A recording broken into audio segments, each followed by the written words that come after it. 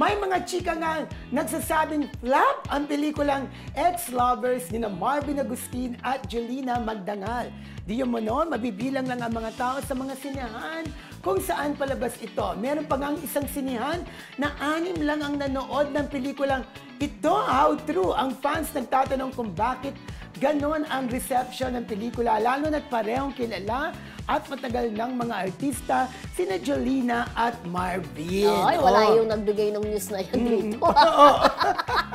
Oo, pero kailan ba siya nag-start? Wednesday, di ba? So, February 12. February 12. Na supposed to be ito yung play date ng pelikulang My Love Will Make You Disappear. So may mga netizens talaga na, ayan, di ba kung binigay sa February 12. Ngayon naintindihan nyo na kung bakit hindi binigay sa February 12 kasi nga, hindi pa tapos yung pelikula. Pero dito, back tayo dito sa Jelena at Marvin na baka naman bumawi sa weekend. Yup. Di ba? Kasi baka naman, Valentine's Day, mag-date sila, Saturday tsaka Sunday. May ganun Lalo na bukas, di ba? Baka marami magdi-date at manood ng sine.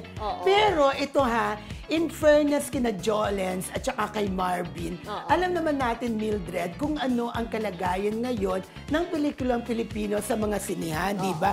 Hindi mo sasabihin na, minsan sasabihin mo kahit na superstar ka, major star ka, malaki kang artista, pero pag sinowing yung pelikula mo, talagang hindi nagiging maganda talaga ang resulta sa takilya kasi nga may problema di ba? Pero conflicting kasi yung sinasabi mo na kasi pagka gusto nila yung artista, katulad ng Hello Love Again, lumalabas talaga sila. Pero pag gusto talaga nila yung artista. Yun lang.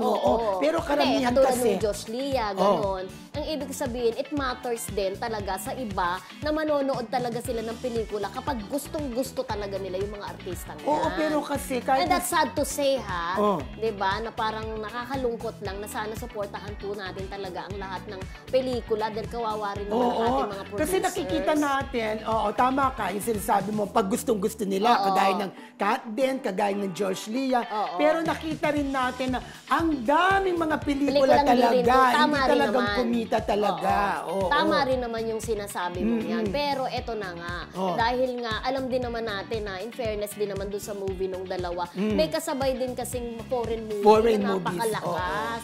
So, talagang mahahatik talaga. Pero tingnan po natin, baka naman itong weekend ay bumawi ang pelikula. Kahit pa paano sana maka-break even man lamang. Corrected pa. Correct. Although sinabi din natin dito sa ating programa na medyo may agam-agam tayo kung talagang pipick up siya ng gusto dahil nga iba na rin talaga ang ngayon, audience, ang market. Pero teka, sino kasama nilang mga young stars doon? Di ba meron? Meron. Sino? Si JK at saka si di ba? Si Loisa. Ay, yun. Parang hindi yata masyadong na-promote. Si JK at saka si Loisa. Hindi ako nagkakamali po,